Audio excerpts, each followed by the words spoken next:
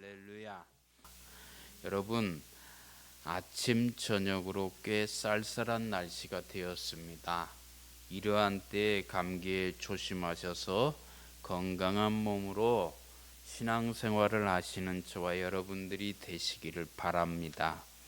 성경 전체를 통해서 보면 구약에서나 신약에서나 하나님께서는 사람을 부르셔서 하나님의 일을 하게 하신 사실을 많이 볼 수가 있습니다.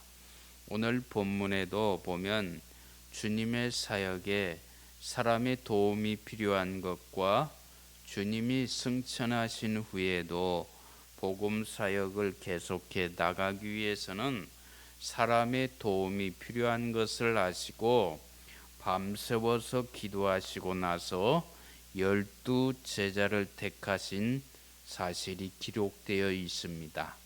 그리고 훈련을 시키시고 나서 곧 휘어져 추수하게 된 영혼의 밭에 그들을 일하러 보내셨습니다.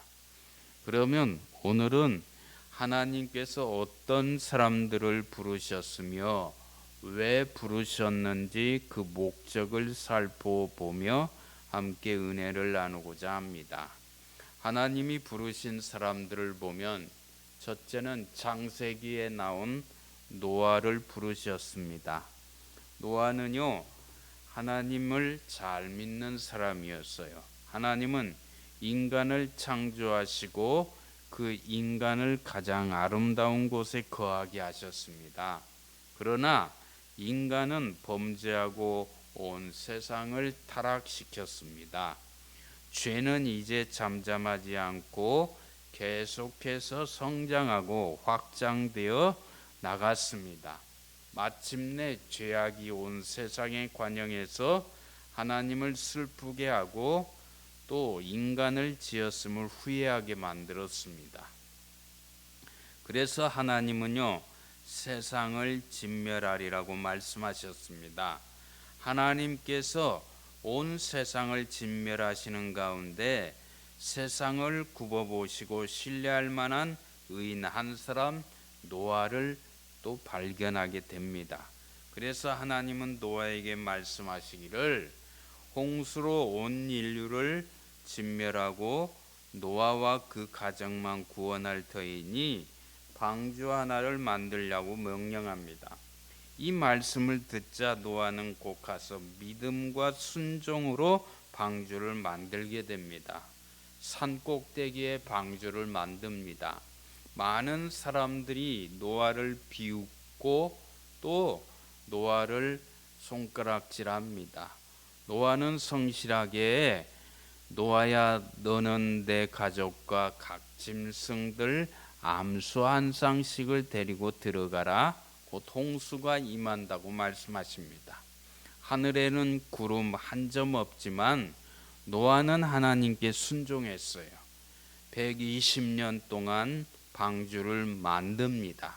곧 노아와 그 아내와 세 아들과 또 세 며느리들 짐승들은 방주 안으로 들어갑니다. 그리고 하나님의 큰 손이 그 방주의 문을 닫습니다. 비가 내리기 시작합니다. 깊은 샘물이 터져 올라오고 온 땅은 물로 뒤덮입니다. 노아를 비롯한 비웃었던 많은 사람들은 다 수장되고 노아와 그의 가족만 8명만 안전하게 살아남게 됩니다. 사랑하는 귀한 성도 여러분, 여기서 우리에게 주시는 교훈이 무엇일까요? 우리 앞에 무엇이 놓여 있는지 모르기 때문에 하나님이 우리를 부르시면 곧 가서 하라는 대로 순종해야 된다는 말씀입니다. 하나님의 부르심에 순종만 하면 곧 크게 기뻐할 날이 오는 것입니다. 예수님을 믿지 않는 사람들, 심판의 홍수가 당신에게 다가오고 있습니다. 노아는 복음을 전했어요. 그러나 하나님은 사랑으로 방주를 준비해 두셨습니다. 그 방주가 바로 예수 그리스도이십니다. 지금이라도 예수님께 나올 수 있어야 합니다.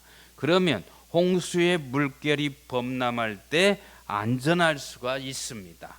문이 닫히면 아무 소용이 없어요. 지금 나와서 구원받아야 됩니다. 마음으로 믿어 의에 이르고 입으로 신하여 구원받아야 됩니다. 내가 옛날에 예수 잘 믿었다는 것은 다 소용이 없어요. 지금 현재가 중요하고 앞으로가 중요하고 예수님을 잘 믿어야만이 내가 구원받습니다. 우리가 잘 아는 두 번째는 아브라함을 부르셨어요. 아브라함은 이스라엘의 또한 대표하는 믿음의 조상이 되었습니다.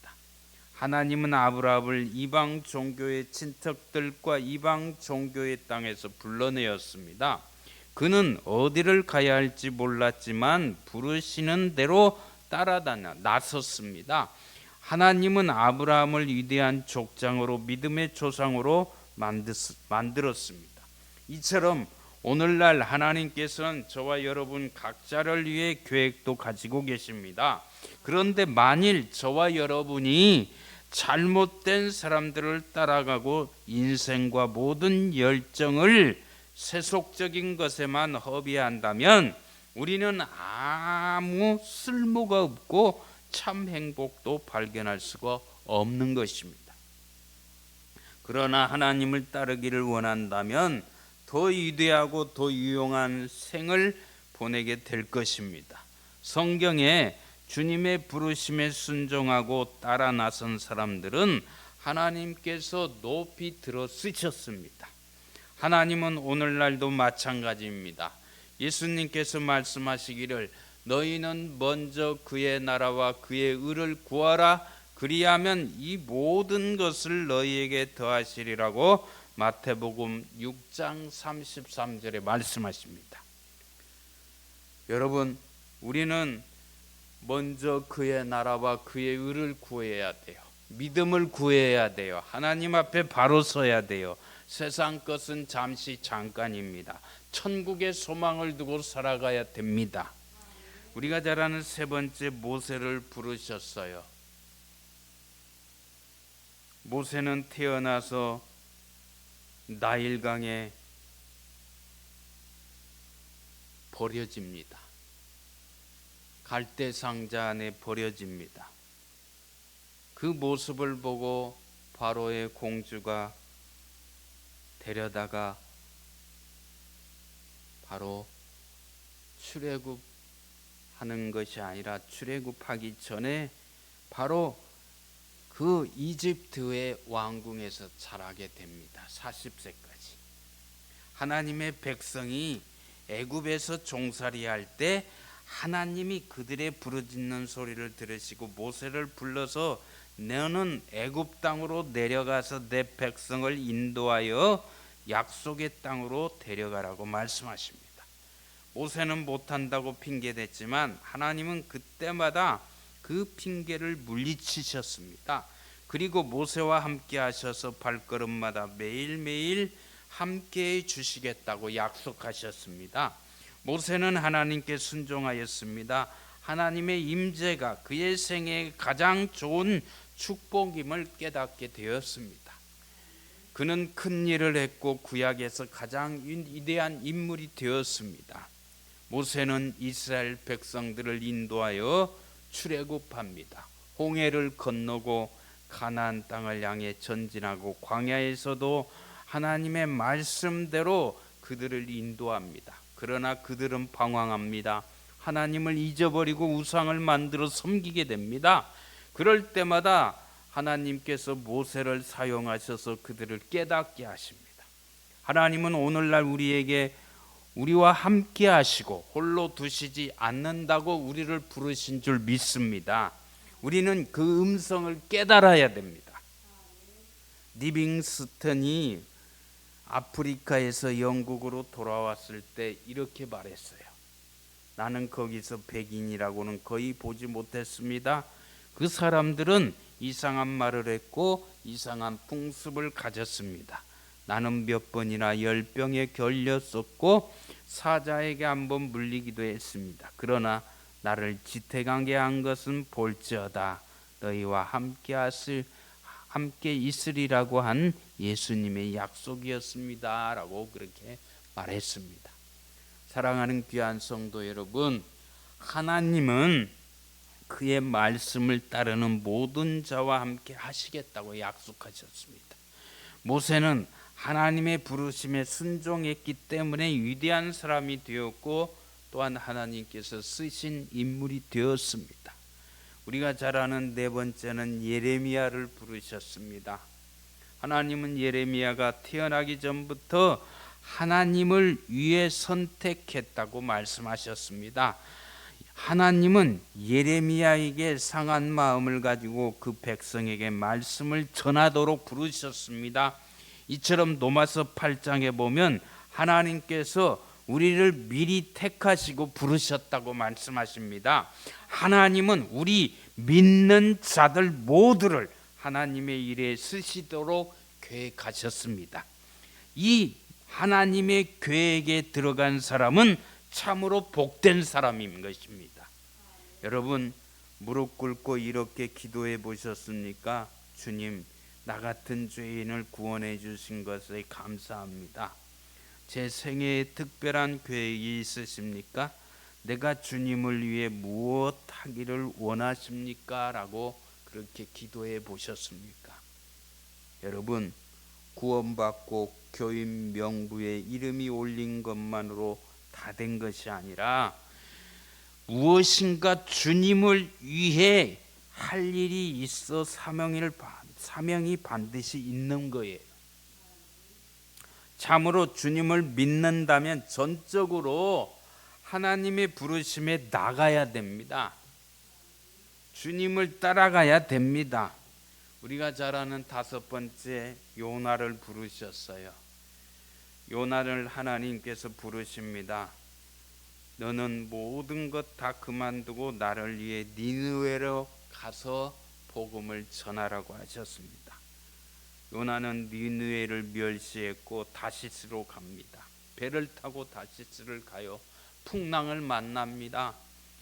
또한 제비 뽑아서 결국에 요나는 바다에 던져집니다. 물고기 뱃속에서 3일을 또한 어둠컴컴한 곳에서 지나게 되고, 물고기가 또한 니느웨로 가서 또한 토해내고 그 바다에서 가서 그는 다시 니느웨 땅으로 가게 됩니다. 그곳에서 복음을 전하게 됩니다. 햇볕이 내리쬐는 호박 덩굴 밑에 있었을 때 또한 벌레들이 와서 다 그 호박 덩굴을 갈구할 때 따뜻하고 아니라 더워서 못 견디며 불평불만하지만 결국에 하나님은 요나를 사용하십니다. 여러분, 그 다음 여러분께는 잘 아시는 바와 같이 하나님은 요나를 그렇게 쓰게 됩니다. 요나는 하나님 앞에 순종합니다. 여러분, 내 뜻이 아니에요. 하나님의 뜻에 순종할 때 하나님께서는 더욱더 우리를 축복해 주심을 믿으시길 바랍니다. 하나님이 그의 종을 물에 빠져 죽게 합니다. 그 물고기를 준비했다가 요나는 3일 밤낮 지나고 거기 결국 구원해 주십니다. 어쩔 수 없이 요나는 물고기 뱃속에서 진심으로 기도를 해요. 하나님은 그 물고기를 명하여 요나를 니느웨 바닷가에 토해내게 하고 그 다시스가 아니라 니느웨로 달려가 하나님의 말씀을 외치고 온성이 회개하고 하나님께 돌아오게 하십니다. 요나가 하나님께 불순종했을 때 폭풍을 보낸 것처럼 하나님의 자녀가 하나님의 부르심을 거절하면 폭풍이 와요. 하나님이 원해서 폭풍을 내리신 것이 결코 아닙니다. 그러므로 우리는 하나님의 부르심에 즉각 순종해야 되는 것입니다. 여섯 번째는 우리가 잘 아는 사도행전에 또한 사도행전을 기록한 사도 바울을 부르셨습니다. 예수 믿기 전에 그는 사울이었어요. 어느 날 예수 믿는 사람들을 체포하고 결박하기 위해서 다메섹으로 갑니다. 다메섹으로 가다가 예수님을 만나게 됩니다. 예수님의 음성을 듣게 됩니다. 왜 나를 핍박하느냐? 사도 바울은요, 앞이 캄캄하고 보이지 않습니다. 그는 마음이 좁고 고집세고 편견을 가진 바리새인이었어요. 많이 배웠던 엘리트였어요. 그는 자기만 옳고 다른 사람들은 다 틀린 인간으로 봤어요. 그러나 어느 날 다메섹으로 가는 중에 강한 빛을 보면서 예수 그리스도를 만나게 됩니다. 그 이후에 그는 개종하고 예수님을 믿게 되고 복음 전하게 되고 신약 성경의 3분의 1을 기록하고 로마에서 순종하게 됩니다. 저와 여러분은 세상 사람 보기에 바울과 같이 못하다고 생각할지 모르나 브라우닝은 말하기를 모든 봉사는 하나님 앞에 똑같다고 했습니다. 옳습니다. 하나님은 성경 시대에만 인간을 부르시지 않고 오늘날도 부르십니다. 하나님은 나를 불러 주신 줄 믿으시길 바랍니다. 하나님 앞에 바른 믿음으로 살아야 됩니다. 구원하시려고 부르신 것이 아니에요. 하나님은 어떤 모양으로든지 모든 사람을 다 부르고 계십니다. 첫째는 그의 말씀을 통해서 부르십니다. 성경에 저와 여러분을 부르신 하나님의 말씀으로 꽉 차 있습니다. 이사야서 55장 1절에 오라 너희 목마른 자들아 물로 나오라 돈 없는 자도 오라 너희는 와서 사 먹되 돈 없이 값 없이 와서 포도주와 젖을 사라고 말씀하십니다. 또 이사야서 55장 7절에도 악인은 그의 길을 불의한 자는 그의 생각을 버리고 여호와께로 돌아오라 그리하면 그가 긍휼히 여기시리로다. 우리 하나님께로 돌아오라 그가 너그럽게 용서하시리라고 말씀하십니다. 마태복음 11장 28절에 수고하고 무거운 짐진 자들아 다 내게로 오라 내가 너희를 쉬게 하리라고 말씀하십니다. 또 요한복음 6장 37절 중반절에도 내게 오는 자는 내가 결코 내쫓지 아니하시리로다 라고 말씀하십니다. 하나님은 지금도 구원과 영생을 손에 들고 오라고 간절히 부르고 계십니다. 둘째, 복음 전파를 통하여 부르십니다. 왜 하나님은 목사를 세우셨을까요? 그리고 장로님, 권사님, 안수 집사님, 또 집사님, 성도님들을 세우셨을까요? 왜 하나님께서는 신학교를 세우셨습니까? 왜 교역자를 두고 예배당을 건축합니까? 왜 때를 따라 부흥회를 합니까? 그 중요한 이유는요, 인간은 모두 멸망받게 되어 있으므로 하나님은 그들을 한 영혼이라고 더 구원받기를 원하시기 때문인 줄 믿습니다. 어떤 사람은요, 구원의 말씀을 들으면서 암만 떠들어봐라 내 마음은 움직이지 않는다, 그런 자세로 앉아 있곤 하는 사람들이 있습니다. 이것은 마치 물에 빠져 죽게 된 사람에게 구명대를 던져주는데도 밀어버리고 나는 여기서 죽겠다고 하는 사람과 똑같아요. 복음을 통하여 부르실 때 예수 그리스도께로 나와서 구원받아야 합니다. 여러분, 구원의 때는 하나님께서 계획하신 그때인 줄로 믿습니다. 내가 다음에 예수 믿어야지 하는 것은 믿지 않는 사람, 또한 그런 세상적인 자기 아집과 고집을 가진 사람들의 말이에요. 예수 믿어야 됩니다. 다 하나님의 형상대로 지음받은 인간은 다 예수 믿어야 됩니다. 셋째, 고난을 통해서 부르십니다. 평안할 때 불러도 오지 않으면 하나님께서는 슬픔과 고통과 우리 앞길에 놓한 상한 마음으로, 또한 몸의 아픔을 통해서, 어려움을 통해서, 금전적인 문제를 통해서 하나님은 부르시고 또 그 부르신 가운데 예수 믿게 하십니다. 이런 방법이 따로는 잔인하고 비참해 보이지만 그대로 내버려 두었다가 지옥에 떨어지게 하는 것보다 훨씬 좋은 일입니다. 실제로 어떤 사람은 눈에서 눈물이 나지는 않고는 하나님을 보지 못하는 사람들이 있어요. 그리고 하나님께서는 우리를 순종하라고 부르십니다. 요한복음 14장 15절에 너희가 나를 사랑하면 나의 계명을 지키리라고 말씀하십니다. 참으로 하나님께로 돌아온 사람은요, 주님을 사랑하게 되고 그 계명을 지키게 되는 것입니다. 구원받은 후에도 하나님의 부르심에 순종해야 합니다. 또한 충성 봉사하라고 부르십니다. 어떤 사람은요, 구원받고 처음 얼마 동안은 충성하다가 그만두는 사람들이 많아요. 어떤 사람들은 직분 받기 전에 열심히 봉사하다가 직분 받고 항존직이 되고 나서는 목에 힘이 들어가고 대접받으려고 하는 사람들이 있어요. 이건 아니에요. 우리가 직분을 받았으면 더 순종해야 되고 헌신해야 되고 예수님을 닮아가야 될 줄 믿습니다.